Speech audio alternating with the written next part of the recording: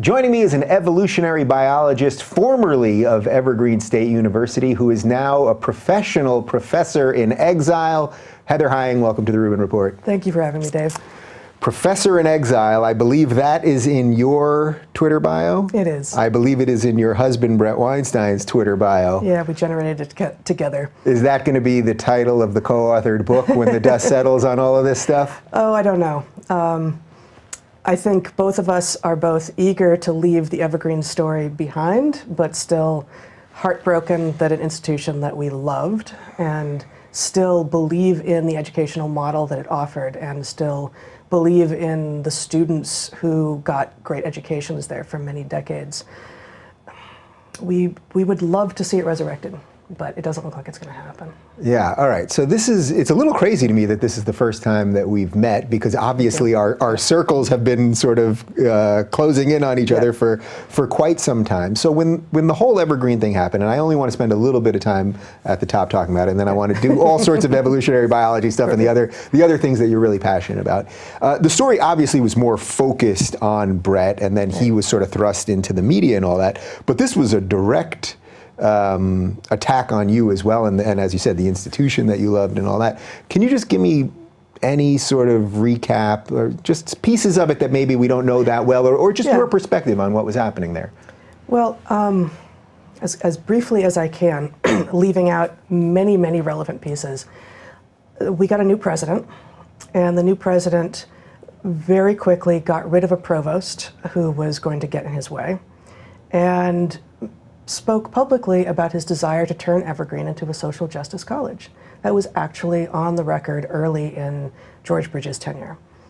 At the point that the protests broke out a year ago now-ish, he had been president for about 2 years, and a year before that had broken out an equity, a desire to bring equity and inclusion to the forefront, which is code words. It's dog whistles for the people on the far left who are actually interested in a reversal of power, not an end to oppression, but an actual reversal of historical oppression. Did you guys recognize those things as dog whistles at the time? Because as Bret said at the time, he considers himself, or at least at that time did consider himself, deeply progressive. You just said to me right before we started, you still consider yourself progressive. Yeah. So did you realize those buzzwords and what they actually meant at the time? Absolutely. I mean, Bret actually, so I was on sabbatical most of the year before this broke out, as part of why I was sort of disappeared from the story. I said, as I went on to sabbatical, Bret, I will continue to read everything you want to send out to these lists, but I am not engaging. I am doing my own work now. So about a year to the day before the protests broke out, the first announcement of the new plan came live, and then and there, and for the next year, I was a little bit, a couple of other people were a little bit, standing up and saying, this doesn't smell right. This feels like this is actually about something that we're not talking about.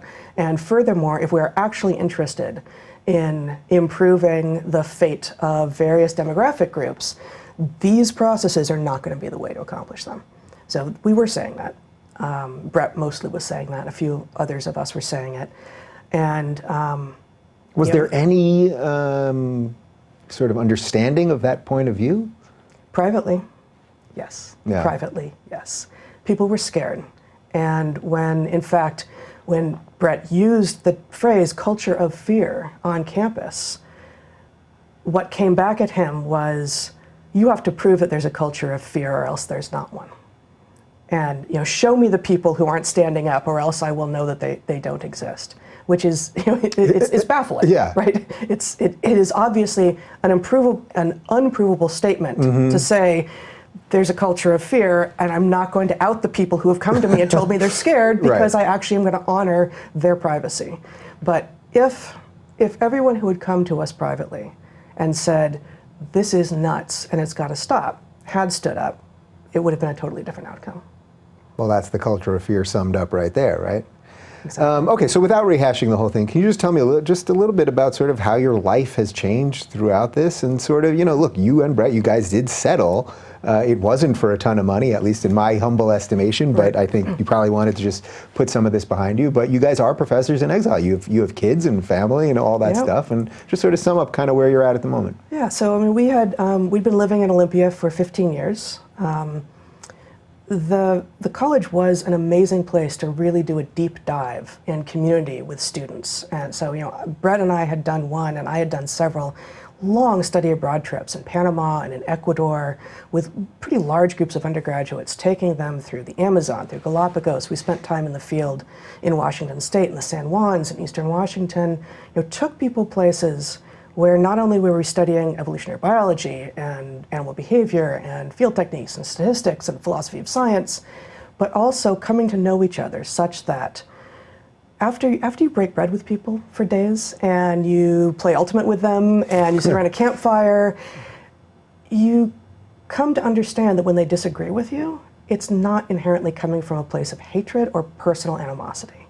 And so that trust that we were able to create in our classrooms, which both of us loved doing, allowed us to effectively then rip the intellectual rug out from under people when they made claims that weren't falsifiable or couldn't be justified once you started to ask them what the assumptions were that were underlying their claims. That was an amazing gift, and I don't know that really almost any other educational model out there allows for that, because it required the time to build community with students, which was wonderful. So yes, we lost 2 tenure track jobs along with our health insurance and our retirement plans and all of that, and have 2 kids still in school. So that's alarming. But some of what we were doing in the classroom, we have begun to do on larger stages. And that is promising. It seems clear that the world is interested in hearing how to understand systems from an evolutionary perspective. I knew that was true from the 25 or 50 students that I had doing the deep dive for every quarter, every year for years. It's not that surprising, but it is heartening to see that that is the response of many, many people out there. In a weird way, does it almost feel right then that this happened? I mean, I know it's kind of sucky, and again with the salaries and tenure track positions and all that, but that the message that you guys are talking about seems so relevant right now. You guys are now doing more public speaking gigs. I'm dragging Bret on stage with me to do stand-up. I mean, all sorts of crazy things are presenting themselves. And then the rise of this new alliance of, whether you want to call it intellectual dark web or whatever you want to call it at this point. But there is this sort of interesting crew of people with a lot of different feelings on a lot of different issues, with all sorts of different disciplines coming together. And maybe if you guys were still at university in a traditional sense, you wouldn't be able to be dealt in the way that you are now. I think that's possible. I think there is both a way in which, having gone through the looking glass, having gone through the direct, to borrow a phrase from the far left, but the lived experience of actually being at the center of a mob, at the center of riots, and then watching as the world, the mainstream media and others, tried to do a public relations spin on it and tell a totally different story. To live that and to watch the institution that you loved become totally disloyal to you, and to watch many people whom you respected hide. You can't unsee that. It's valuable. And the fact that we're sitting here talking together, and that many of us in the intellectual dark web and in this bigger group are speaking and saying, actually, the culture of fear that is society-wide is real. And so I'll say, the first time I met my students after the November 2016 election, after Trump was elected, Evergreen is a very left place. Olympia is a very left place. Pretty much everyone on campus had that glazed eyes, slack-jawed look that people in most progressive enclaves will be familiar with from that time, from those few days, right? Myself included. Even though I was no Hillary fan, but I didn't see that outcome coming, and I certainly didn't vote for Trump.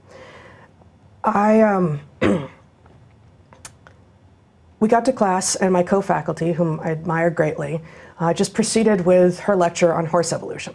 And I'm looking around the classroom going, no one here cares about horse evolution right now. Today is not the day. Today is not the day. Yeah. So she ended a bit early, and we had lab a couple hours later. And before she let them go, I said, hold on, if anyone wants to stay, this is no longer class, but if anyone wants to stay, I would be happy to lead a conversation about what just happened, what just happened to our country. And about 40 of our 50 students stayed and skipped their lunch hour. We went right to anatomy lab that afternoon from this conversation. And what I said to them was, do not for a minute believe that racists and sexists elected Trump. Think about how many times you have had to censor yourself on this campus when you had an opinion that was even slightly different from the accepted dogma. And that conversation not only brought life to the room, but afterwards I had several students come up to me, some of them in tears, telling me stories about one of them had lost a job on campus for speaking an opinion that was not accepted. One of them had another story of another friend who'd lost a job. Others talked about their self-censorship. And and all of these people, again, were far left. Not that it should matter, but these weren't even people who were conservatives or who held conservative views. So that is the larger culture of fear that is hardly restricted to Evergreen, but is society-wide, that we are speaking about and that people are responding to, because at Google, at Starbucks, in cubicles, in campuses, but far beyond campuses across the country, and across the weird countries at least, this is a problem. Well, the irony to me is that I think that all that I'm doing is talking about these things, often with people who have a much better pedigree than I do, but by me talking about it, it's giving room for other people to talk about it, and that's all that they want. Well, you are also providing ways into the conversation, I think. So there are a lot of people, when confronted with "you're not allowed to think that," say, "Oh God, I'm not actually sure how to respond. I don't know. I don't have the linguistic skills. I don't have the analytics behind me. I don't know what I'm supposed to say here." And so just listening to you and to Sam Harris and to Jordan Peterson and to Bret and to Eric and to me and to many, many others, I believe begins to give people a sense of not only is this doable, these are good, reasonable, smart people who are being respectful in what they're saying, but also it's not just tools, it's actually like phrases. It's this is what you can say. These are the sort of things that you can say in response that are still respectful and don't reject the humanity of the person on the other side, but do reject the argument. It's interesting, it almost shows that what you guys obviously were doing so well at a university level, that's exactly what's needed at a societal level now, talking about the language to get these ideas across is so important. I wonder, is there a evolutionary explanation for a little bit of what has happened here with the left, like the way they've sort of closed off ranks and then purge everyone? Because just as I sit here with you, it's like the idea that you and Bret wouldn't be enough of whatever it is that they want is so bananas, and yet it is true. So is there some way that you can explain that coming from the discipline you come from? Well, there's, I think this is not going to be a particularly deep point, but it's basic in-group, out-group dynamics. And we will not get rid of tribal thinking. We will not get rid of our sense of, you and I are aligned, right? That's a good thing. There's a way in which there's a kind of tribalism there, even though we just met for the first time today. Yeah. And and we definitely have political differences, for sure, which we can talk about if we want. Yeah. Right. So but that isn't the main thing. Like we are aligned, and I feel walking in here like you've got my back, and you've got my back, and I think people, especially raised without much experience with the physical world, and raised often in situations where they're being given a number of pharmaceuticals early on that are disrupting development, arrive at what should be the cusp of adulthood and aren't sure how to navigate the waters. And so when told, oh, if you just agree with everything, if you just become an ideologue and go in lockstep with us, you can be with us. So, identity politics is appealing because it provides an instant in-group if you will only subjugate yourself. Yeah. And, identity politics on this side begets identity politics on this side, of course, because anyone who shows up here and is told, no, you don't have enough of what the progressive stack tells us you need, either you can totally subjugate yourself or go over there, well, of course we're going to get a rise over here, and back and forth. When people criticize us, whoever this is, for not focusing on that identity politics enough, the secondary one that you're talking about here, which is the identity politics of the right, which is which is based in actual racism or there's a white ethno-state, or ideas that are so the antithesis of the American experiment. To me, they're ridiculous and have no real world traction. It's almost like we've created this boogeyman because we need it. They've long since been almost no one thinks that way anymore. Sorry. No. Well, so what's your best argument against that? When people say, well, you're not focusing on that enough, because everyone wants everything to be equal all the time. So if you're focusing on the identity politics of the left, which clearly many of us see as, I mean, I truly see it. I've been saying this, and I really believe this. I view it as the greatest existential threat to Western democracy that there is. I believe that if there's something that would cause us to be on the streets, like killing each other, I think it's that, where we'll have broken off and all of the commonalities will disappear. But what do you think is the best argument for, well, you're not focusing on that one enough? Because I see that a lot now. Right. I think two things. One, it's not as big a group, right? The white nationalists, to the extent that they exist, and they do, are better armed by and large than the far left, but numerically, they just don't exist in the same numbers. And they don't have the kind of play, they don't have the kind of cultural reach that the far left does. And so that's the second, well, I guess there's 3 points. A secondary point then is everyone can mock white nationalists. That is completely acceptable and in fact demanded that you do when those sorts of ideas come up in conversation. Whereas the stuff on the far left, increasingly it is demanded that you not disagree. So there is that's a key right there. Right. So like we are saying, no, actually we must disagree with this just as much as we should, just as much as culturally we now know it's a norm to disagree with what's on the right, the far right. It should become a cultural norm to disagree with, frankly, the cryptic racism and sexism and and everything else that's happening on the far left. It comes packaged as if it's anti-racist and anti-sexist and all. It's racist and sexist against the other group. It's a flipping of the tables of oppression. So I would say the third point is, for me anyway, as someone who has been on the left my whole life, this has changed, this experience, this going through the looking glass in the last year, has not changed my values, but it has changed what I understand about how people are using language to make other people out to be things they're not. Yeah. And so, I no longer believe in a massive alt-right, for instance. Right? And the boogeymen that are out there that you're not supposed to do things like talk to Fox News. Sorry, no. Actually, we should all be exposing ourselves to the media across the entire range. And for me, on the left, it's actually my job, much more so than to go after people who I have nothing in common with, to go after the people who claim to have values that are similar to mine, but I see that they are actually achieving goals that are different. Yeah, and that's why I love this conversation and I don't get tired of it, because we're all in on it at different levels. We all have different realizations at different times along the timeline.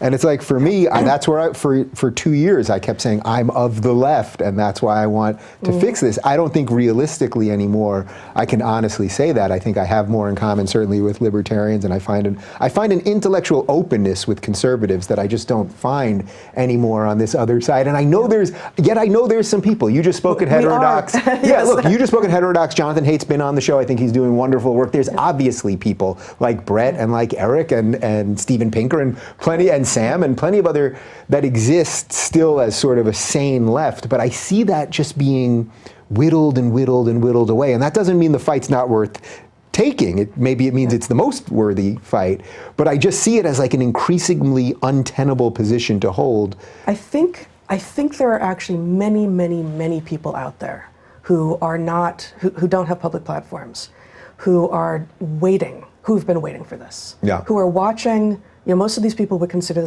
themselves Democrats, as I always did. I don't want to identify as a Democrat anymore, given what they now stand for.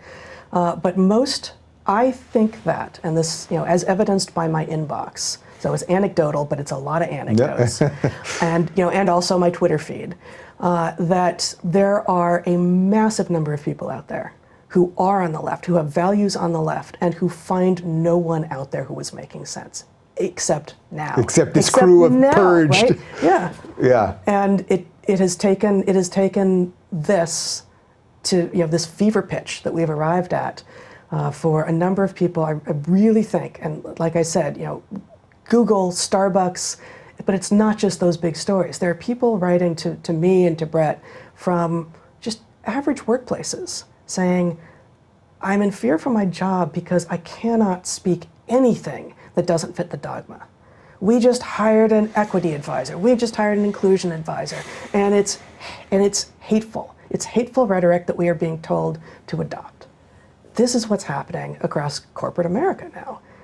Of course, most Americans are not going to appreciate that. Yeah, it's like it existed at the universities for a long time, and finally it started bubbling out of there, and those kids took those ideas and started entering the workforce. That's why it's so worried. You know, people say, oh, you're focusing on college students too much, and it's like, you do realize they get out of college at some point, usually, right, if they're supposed to. So tell me a little bit more about sort of what you're doing now. I know you just spoke at Heterodox, and or let's start with that. Heterodox? Yeah. Yeah, well, this was Heterodox Academy's first conference. They and FIRE are really at the forefront institutionally of defending viewpoint diversity on campuses. FIRE from sort of more of a legal perspective, and Heterodox at the faculty and administrative perspective. And it was an intense conference. It's the only conference I've ever been to where I thought this should have been longer. I wanted it to be longer. It was a day. Is it all academics in the audience as well, or do they open that up to the public? I think there were probably non-academics there. I know that there were a lot of journalists there, and most everyone I met were students or faculty or admin or journalists. So I don't know what the entry rules were, but you know, the panels were, as Jonathan Haidt said at the end of the day, I, Jonathan, count only 3 people who were on the panels of, I guess, 28 people who might be conservative. So he himself pointed out, you know, we're striving for viewpoint diversity, but the fact is it's an uphill battle. You know, we're not going to get, just like we shouldn't expect a 50-50 sex ratio among software engineers between men and women, we're not going to get a 50-50 ratio of liberals and conservatives on college campuses. It's not necessarily the kind of work that conservatives flock to in the same numbers as liberals do. So I think, you know, we need to be careful about imagining what equity would look like, as in all of these arguments. At an idea level, why would it be that conservatives would be less inclined to be doing academics? I guess it depends on what our definition of conservative is. One of a stereotype that comes to mind that I may regret saying is that liberal types take some odd pride in not caring about making a good living, about making good money. And faculty positions tend to fit that, right? Certainly Evergreen did. So, you know, if one of your primary goals is not only to make a good living for yourself, but potentially to leap out of the living you're making and, you know, really hit it big, you're unlikely to do that in academia. So there's a sort of a risk aversion, I think, to the prospect of making it big financially that academics tend to have.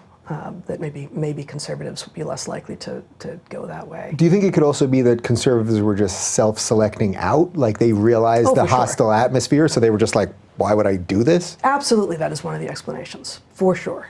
And you know, certainly in some fields, you know, in engineering, the less human-focused the field, the more conservatives there are. We know this. So in engineering, for instance, in the more physical sciences, mostly people don't speak their politics on college campuses if they are on the right, because they're not welcome there. But those fields do have higher representations of conservatives than liberals. But most of the social sciences and humanities were always tended liberal, but are even more so. I don't remember the numbers off the top of my head, but even more so now than they ever have been. And that's a problem. To have, to have a field that is trying to understand the nature of humans, any of the social sciences, psychology or anthropology or sociology, to be entirely limited to people on the left side of the political spectrum.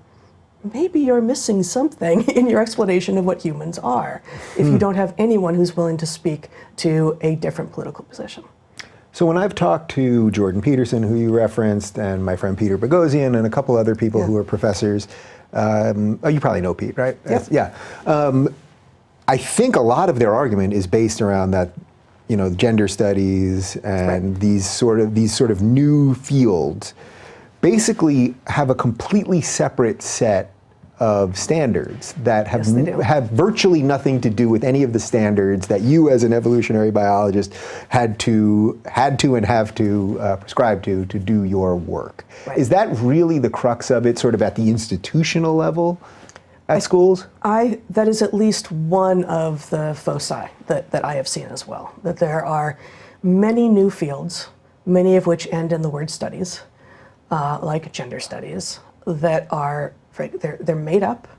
They are based in postmodernism, and not just postmodernism, because at its base originally there's some stuff of value there, believe it or not.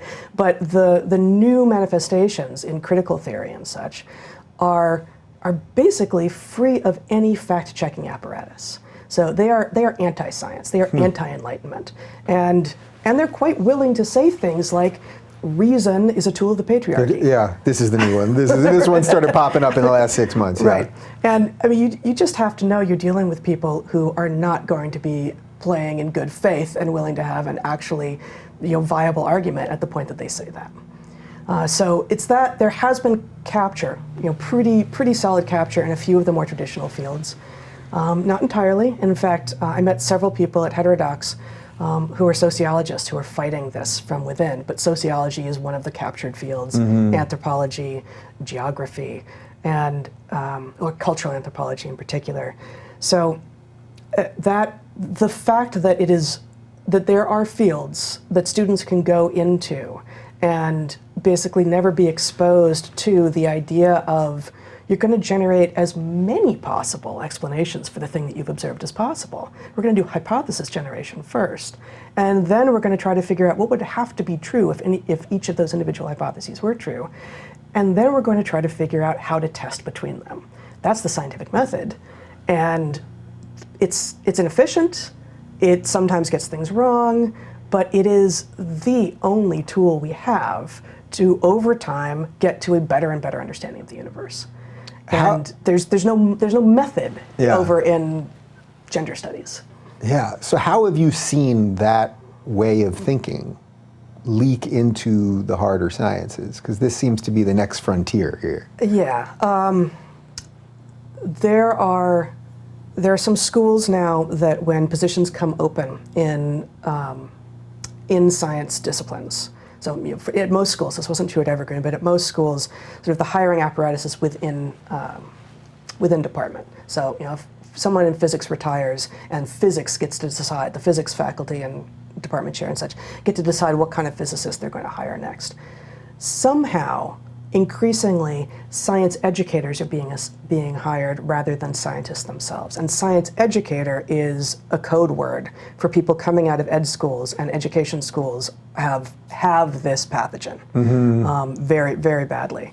So science educators being hired into positions that should have been scientists means that now you have a weakening of scientific voice and scientific method in science departments. You have what was it? Just recently, Nature, I think, published, one of the two big science journals, published, I don't remember if it was a letter or an article, arguing that one of the primary things that science needs to be focusing on is increasing diversity. I saw that. So, two problems with this. What are your measures of diversity? It's the stuff that you can see on first pass. It's these immutable characteristics and has nothing to do with actually all the other kinds of diversity that are interesting and that and that we can change, things like political belief, and some things that we can't change, but things like being on the autism spectrum, or even like color blindness or dyslexia or left-handedness, all of which provide your brain, without us ever being conscious of it, some different way of approaching the world. And that kind of diversity in a group of people adds actual intrigue and nuance to conversations. And I'm a lefty with a little dyslexia, actually. So there you go. I'm a lefty too. Are you? All right. Well, there. So lefties, like many other members of these groups, but I happen to know the lefty one because I've done some research on it. Lefties are overrepresented at in the National Academy of Sciences and in mental institutions. So we've got this really big spread. Well, now I can see that there's really two options for your future. That's right. All right, let's talk about consciousness a little bit. I just had Sam Harris on. We've talked about it quite extensively. I think you have some thoughts on consciousness, the nature of consciousness. Indeed. Yeah, probably to do this right, we would need to agree on a definition, and I'm not sure that any definition that we choose will immediately antagonize some amount of your audience Right. in this a is maybe like not defining productive way. This is like defining truth, which seems to be tough these days as well. Yes, exactly. So maybe rather than that, are humans the only conscious beings on this planet? I don't think so, but we are the most conscious. We are the most fully conscious. And we have better access to our own consciousness, obviously, than we have access to the consciousness of, say, dolphins or elephants or other apes or maybe wolves. Any of these long-lived social organisms with long childhoods and generational overlap who lived sometimes with 3 generations together at a time. So there's transmission of cultural information, organisms that have theory of mind and can imagine, can put themselves in the other individual's position and think, what do they think is going on right now, even though I understand that that's a different thing than what I think is going on right now. Right, which we now know that certain monkeys and apes do that. Yes, theory of mind. I mean, there's a beautiful book called Baboon Metaphysics by the husband and wife team Cheney and Seyfarth that basically explores theory of mind in baboons. And it's not the only one. They're not the only species. But how do we as humans find our consciousness best? There are ways that we can hack into what has sometimes been called flow states, or that's the most common one. But we can do so through deep conversation, through meditation, through music, sometimes through producing it, but sometimes through experiencing, especially live music, dance for some people, hallucinogens, sex, sport, intense physical or physiological or emotional experience in which we are just moving with others, usually. And there are those of us, like myself, a very strong introvert, who will find some of my deepest flow states, access to consciousness alone. Alone in the Amazon when I can sit and watch monkeys and write. That, for me, that's one of them. But sport is also. So when I talked about this with Sam, the way he was defining it, which I think is sort of similar to what you're saying here, it strikes me as just like an extreme ability to maintain presence in the moment. That really sort of, when a basketball player, so if we use the sport analogy, like a basketball player when they're in the zone, and Jordan scores 20 points in 5 minutes, and he always said, well, everything I threw up just went in, that they hit that level of consciousness. Or for you, to be outside enough out of yourself to be able to write in that perfect moment, or whatever else, that it always seems about being present more than anything else to me. There is a kind of time stopping, both time stopping and disappearing on you at the same time, which I think is part of why entheogens, hallucinogens can capture that as well, because the sense of time just disappearing on you is remarkable. So you both don't care about time, and time passes usually in ways that seem quicker than you were expecting them to, with say sport or meditation. That's not one that I do, but Sam has a lot to say about that, of course. I remember when I was doing mushrooms, at least sort of college age, somewhat consistently, maybe every 6 months or something, I would always want the clocks to be covered. Yes. Because and I hated the mirrors are no good. I definitely did one trip like 5 hours in a mirror. Forget that. Yeah. But I always wanted the clocks to be covered, because the idea that time was passing while I was in this state was very scary to me. No, that's scary, or just I just wanted nothing to do with it, I guess. Right, and it's maybe it doesn't matter what that distinction is. Scary or just not interested, right? But so it's very different. The kinds of consciousness-enhancing activities that we can engage in, including hallucinogens, are very different if you're inside in a room like this where you have no access to what is going on climatologically or weather-wise outside, as opposed to if you are out and you can watch as the sun sets and as the moon comes up, and you can think again, oh right, it's a waxing moon, and it'll be full in 4 days, and or you're at a coast and you can watch the tides and think about the shifting time. So for me, thinking about time that is clearly being revealed by the planet we're on, as opposed to coming at me through a clock, is more meaningful. And I'm willing to think about time in that way, but definitely not through clocks. When I'm writing hallucinogens, sport, any of that, right? Right, and yet we have all of these devices now that are meant Constantly to telling suck us. our time, Yes. that are meant to take our attention, that are literally designed this way. Do you sense we're on, like, that there's actually a digital assault on Yes. consciousness? Because maybe that really does explain so many of the other problems we're having in society right now. It's one of the key pieces for sure, and I think that phrase is brilliant, a digital assault on consciousness. This is something Tristan Harris, whom I don't know, but yeah, I've had him on the show. Yeah, talks about a lot, and he has been ringing the alarm bell for years about the algorithms that are being put into our devices that are creating addicts out of us. Yeah. But more broadly, the digital assault on consciousness is it's increasingly hard to find a space where you're just actually free and clear. And this is part of what I do for myself and what I used to do for my students, was take them to places not only that were remote and where they could explore nature, but where there was no cell signal, where there was no internet. So, the deepest part of the Amazon that I took students to, there's no email, there's no internet, there's no Wi-Fi. We are, a plane ride over the Andes, and then a boat ride, and then a truck ride, and then another 5 hours down a tributary of the Amazon to a place with no roads, no airstrips, nothing. And boy, does time feel different. And you're sleeping in little cabins that are screened, and so you wake up when the insects and the birds and the monkeys wake up and they start talking at you. They're not talking at you, they're talking to themselves. But you getting a sense of the rhythms of the planet that we're on can return people, I think, to a real sense of self, and also to a sense of what they value, what their passions are. And this is a big thing that I think is missing in many of to return to what we were talking about earlier, the far left activists, the control left, mostly, I think, lack another passion. And I've said before, the prediction I would make is that you have very few rock climbers or skiers among the radical left activists. People who have something that they can engage in that frees them from time and devices, from a response to time. I need to be here then, or my thing just pinged at me, I need to look at it, are better able to center themselves, to find their own consciousness and discover who they are and what they want to be in the world. What does that say about the self, do you think? To me, there's something there about, if you really believe in the self and the individual and your ability to overcome things, you don't need all these external processes to help define the world, because you're sort of defining it yourself.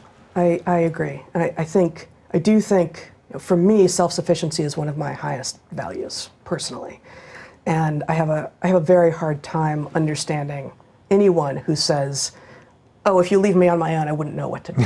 I just don't get this. I don't get why you would Maybe it's a lefty thing. I'd be fine too. Yeah. Why would you broadcast to the world that you would be helpless? This doesn't make any sense to me. But there are plenty of situations where I wouldn't know what to do, and I would know what to do in situations that most people wouldn't, just because of where I've traveled and where I've lived. But the idea that self-sufficiency the idea that you want to be self-sufficient requires a concept of self, I think is important here. Yeah, maybe that.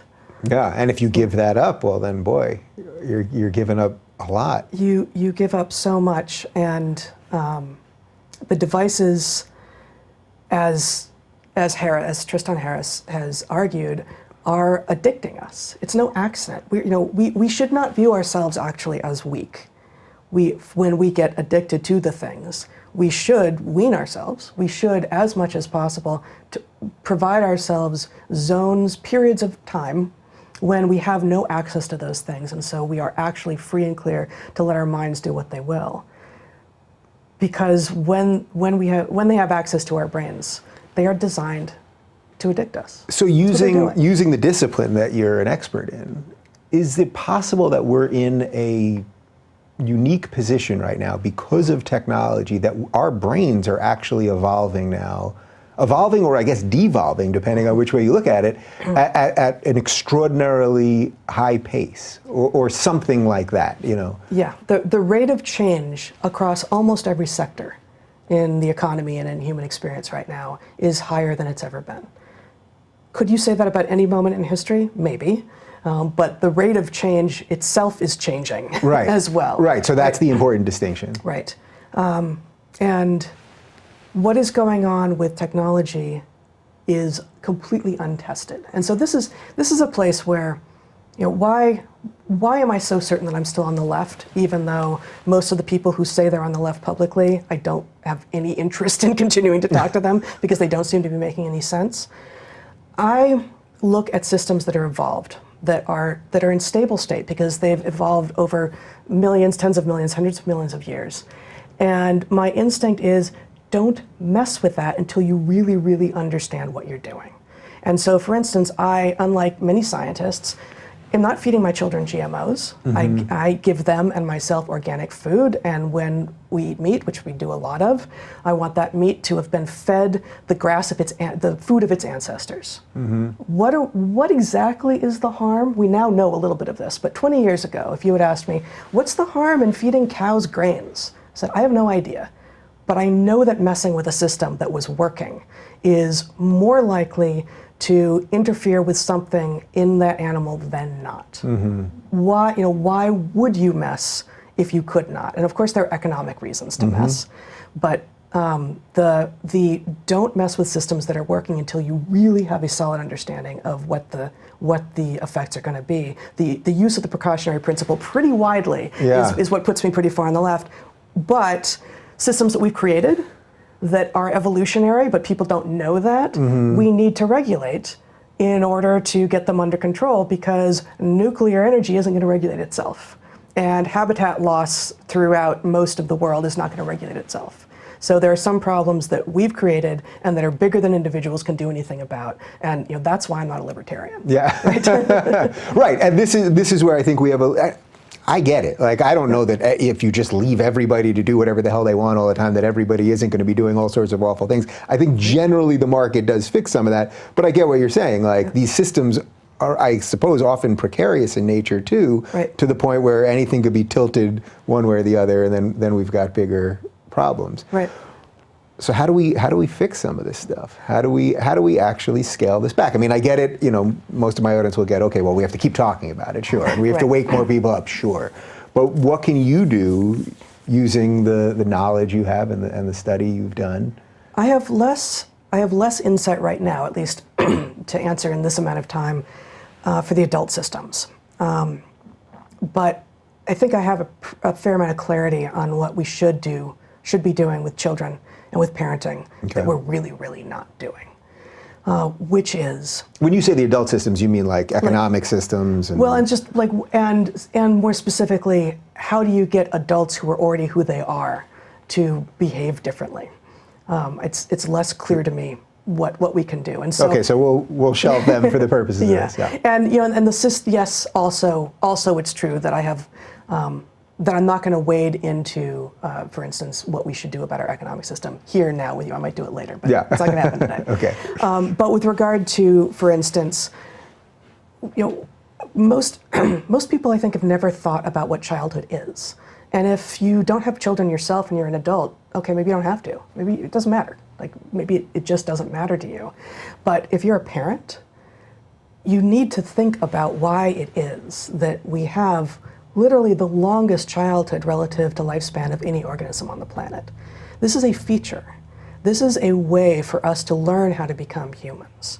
We are not, and this is a point that Bret has made very often, we're not blank slates, but we are the blankest slate of any organisms on the planet. We are more software than hardware. And so what we're doing for these first, 11 to 25 years of our lives, right? Now into the 40s, I think. Right. But depending on culture, when do you start calling yourself an adult and all of this? What we're doing is learning how to be human. And we're learning how to be human by we're supposed to be learning how to be human through direct instruction by our parents, through observing our parents, through observing our siblings, through interacting with, including fighting with our siblings and having them smack us down, both sometimes literally, but definitely metaphorically when we do stupid things. And better yet, if our parents have lots of adult friends around and they have lots of kids, and there's a whole mess of humanity that we are learning from. And then we're also, in that very long developmental period, supposed to be learning from direct physical experience of the world. So the example I like to go to here is, the Roadrunner cartoons. When Wile E. Coyote scoots his way off a cliff, and he doesn't fall until he realizes there's nothing below him, it's funny, right? Like, it's really funny, but of course, it's funny because we know that gravity doesn't really work that way. Right. Increasingly, I suspect that a lot of kids, and now into God. iGen and some of the younger millennials, kind of aren't sure. Like, they were protected so much by their helicopter parents, and they were behind screens rather than having real experience. And to the extent that they played sport, it was totally regulated and overseen by adults. And they didn't have any free time to go and get themselves into trouble and maybe even like burn something down or hurt themselves or break an arm or whatever it is and learn from it. That they arrive at the cusp of what should have been adulthood, totally unclear on what that's supposed to mean. Does this absolutely to you, because as I'm hearing you say that this is the bell going off in my head, man, I've been on tour with Peterson for the last 6 weeks. Everything that you just said there is basically what he is saying. He is trying to, I sense that what he's trying to do at the most personal level, yeah, he talks about society as a whole, but at the most personal level, he's trying to retool young people. It's not even retool. He's trying to give them the tools in the first place that they clearly should have gotten before. Yeah. So that's what's so fascinating to me, because it's like, how did this happen? Right. How did this happen? And we can point to pharmaceuticals being given to kids to make boys less boy-like and to some degree to make girls less girl-like. Let's give speed to boys so they'll sit and face forward and learn what? So they'll calm down. They'll calm down and not do rough and tumble play. And I mean, that's insane. Yeah. And at the same time, let's give anti-anxiety meds to girls and SSRIs. And just the model of schooling is ridiculous. We have schools that have gotten rid of recess because recess is dangerous. And everyone who's ever been in school, even if, like me, you happen to have been a good fit for the model of schools that you were in, which I think is pretty rare, actually, knows that you also need to have time to get out there and play and move your body and experience it and not have it being overseen by some adult who's decided in advance what is and is not safe for you to experience. So one of the things I used to say to my students in advance, I did a lot of team building and like actual team building and planning with them in advance of these long study abroad trips. We would have spent weeks together on campus in advance of going on these trips. But what I wanted to do before we left was establish with them, what's your relationship with risk? How do you view your relationship with risk? And we would do this in round, and I would answer the question too. And I would say to them, actually, I happen to love risk. I am the leader on this trip, but I will keep all of you safe, but then I'm gonna go do things. And I am going to walk alone in the forest a lot and do things because it happens to be one of the ways that I find my consciousness, that I find my truest self. And I don't expect any of you to do that also, but you need to be comfortable with the fact that your leader is going to be doing that sort of thing. And one of the other things that we would talk about was, what's your relationship with comfort? You're going to be uncomfortable. You're going to have to, just because you can say in advance you're okay with the bugs and the mud and the not having a phone doesn't mean you actually will be when you're faced with it. But maybe most important is we are going to leave ourselves open to serendipity. I cannot tell you everything that we are going to do or learn on this trip. If I could, what would be the point of going? We're going to go and some interesting things are going to happen. I've had a couple of near-death experiences on these trips. I didn't want them. I did, I was. There's a learning experience for you. There's a learning experience, and frankly, on the most recent one, on a boat in the Galapagos with 8 students, in which the only thing that didn't survive was the boat, but it was really touch and go. I mean, I really did almost die. Those 8 students and I are friends for life. Right? There's some of them that I'm not in active contact with, but I know where they are, and that bonds you. And no, I'm not going to pitch a trip with, and you might die. That's not what the goal is, but the idea that it could happen.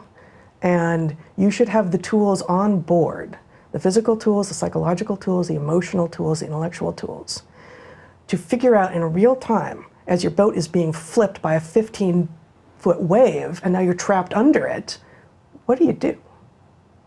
Was that a uniquely Evergreen type of teaching? Was that something that you and Bret really That was a brought uniquely there? me kind of teaching, and then this last trip, Bret was there with me as well. There was a way in which I think what I said about childhood, which my interest originally in evolution was about the evolution of parental care and territoriality and social systems and sexual selection.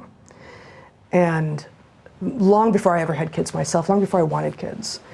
But I thought, once Bret and I did have kids, and I'm watching these amazing creatures begin to grow up, okay, let's think then about what is the best way to do this. And we could put them in little boxes and make absolutely sure that they survive till the age of 18. And then we open up the boxes and we let them out, and they have basically no chance of being adults, or even of knowing how to be adults. Mm-hmm.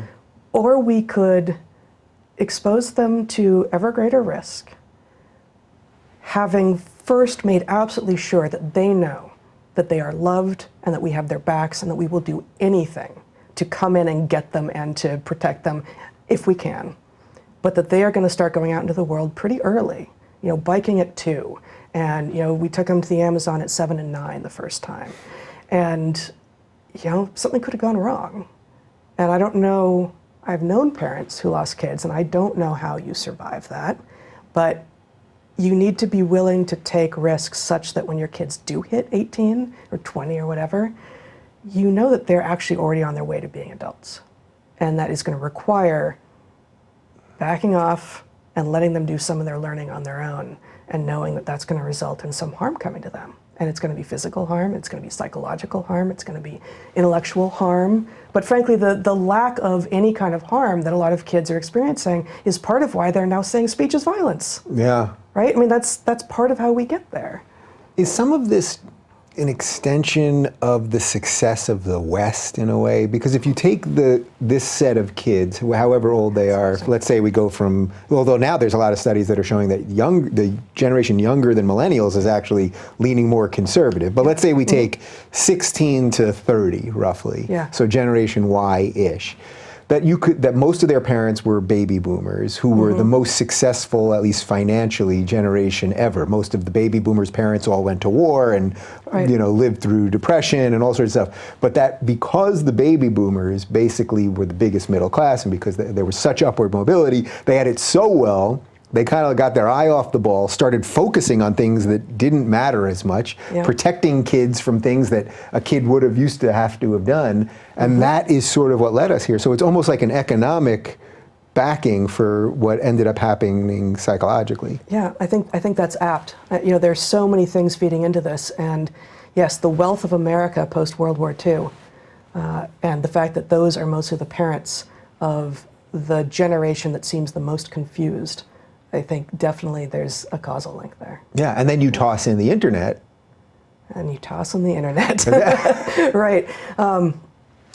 Which we can't go back, obviously, but we need to understand that it's an evolutionary system and that it's going to run away from us, and that we are all prone to be addicted to dopamine hits. We're going to seek the quick likes. Rather than, even, okay, so take internet out of the picture for a moment. If I don't know what you do for physical activity. I bike. You play basketball. There you Okay, go. so maybe with basketball it's going to be different. For me, I like video games too. Is that better? That's probably the opposite. Okay. Yeah, probably the opposite. But so I used to play a lot of ultimate frisbee, and you could any time there was a pickup game, I'm there. I was playing 5-6 times a week for a while, and then I ruptured my Achilles tendon playing on an Oregon beach with students a few years ago, and I'm not doing that anymore. Yeah. But biking, which I love and I find meditative, I have a very hard time convincing myself to get on my bike. Even though while I'm doing it, I love it, And after I do it, I feel better, and I'm more productive, and I'm more creative, and I just am, more in love with life. But it's a pain in the ass. And it's a little bit physically uncomfortable. And all of these things are true. We prioritize the pleasure of now over even something that, for me, I know, it's not even that I'm going to feel better after I did it. I actually love the activity itself. But getting over that sort of activation energy to do the thing, and I suspect that sport, like actual team sports, is a little bit different. It's a little different. Like you're ready to go. You're ready to go. Yeah. Like, oh, people are there. I'm ready. Let's do this. But going to the gym, I would liken to that. Like, I know that when I work out, I like doing it and I feel great after, but it's like, oh, I got to get in my car, I got to drive over there, I got to park, and blah, blah, blah. Feels like a chore. Yeah. Yeah. But yet you know it's good, and yet, so we're always fighting our nature, sort of. We are. No, exactly. We're always fighting our nature, and it shouldn't surprise us that we're going to need to fight our nature with regard to responding to the internet and responding to especially the little computers we carry around in our pockets, and learning to restrict our access to those, training ourselves to restrict our access to those. And I think anyone with the ability to train themselves to meditate or to do anything on a regular basis should be able to train themselves that same way with regard to devices. Yeah. All right. Well, we've done about an hour here, and I'm going to demand that you come back, because I know we can do way more of this. Unfortunately, just because my schedule is so nuts at the moment, we have to kind of stop. But can you give me one more thing that you're just really excited about right now, that you've been thinking about or working on, or anything else that's really just giving you a little bit of juice at the moment while you're in this interesting space for yourself? Well, there are a number of things. I guess there's a piece I wrote a number of years ago that is supposed to be out in a literary magazine just about now-ish, about having been mugged at knife point in Quito, on one of these study abroad trips, which prompted, and I was with 3 students. Where's Quito? The capital of Ecuador. Oh, okay. So it was before the first day of one of my 6-week study abroad trips. I was with 20 students, just me. Bret wasn't there on this one. And the experience in which we'd been together, the 3 students and I had been together all day. We come to the top of the stairs, and suddenly 2 guys with knives run around the corner and pin me and my female student up against a wall and do this sort of knife dance in front of us, and then relieve. I didn't have anything on me because I know how to walk around Latin American cities, and one of my students didn't, but 2 of my students had all of their stuff taken off of them, including this really nice DSLR that Michelle, my student, had. And they run off. And the next thing I realize, I am on one of these guys in the middle of the street, pulling on the backpack he's stolen from another one of my students. Another one of my students has chased down the other guy. Wow. And I thought, how did that happen? And why is everything now so loud and so colorful? And I thought back immediately, wow, the entire experience that I just had was somehow in black and white and was without sound. And so, I mean, it's an interesting, long story that I basically explored in this essay by going and doing a dive into the literature on the nature of memory, on the nature of sensory memory in particular, and what it is that we can and cannot perceive in the moment, what our brains take in, why time seems to slow down. So just to go back to our early conversation about time, why time seems to slow down in periods of intensity. It's not that time slows down, but basically our frame rate increases. And not only our frame rate increases, but the amount that we remember and move into short-term memory, and then in this case into long-term memory increases. So this is one of the things that I've been thinking about lately, is sort of how memory and the senses, and in fact how all of us are a little bit of synesthetes, are experiencing our world in ways that we don't usually have language for. Not that it was the purpose of the story, but how did this all end? It ended, we got the stuff back. Wow. We got the stuff back, and as soon as the student Jeremy and I gave chase to these guys and got the stuff back, then the police showed up. Then the police Dopplered up from behind, and the whole They were neighborhood, waiting, they were watching. It was remarkable, actually. It was total. There was no one on this walk. We'd seen no one. These 2 guys run up to us, mug us, run off. We give chase, and then the entire neighborhood comes alive. Suddenly there were hundreds of people there. Like, where were you guys? Anyway. There's some sort of study to be done on that. Well, I'm sure they've done studies on that, when people see the bad thing happening, but nobody calls the police and all that kind of stuff. Well, listen, it's been an absolute pleasure. I'm so glad that we finally got to do this in person, and we will do it again. And you guys can follow Heather on the Twitter. She does tweet a decent amount, but not a unhealthy, addicted amount, I would say. It's at Heather E. Hying.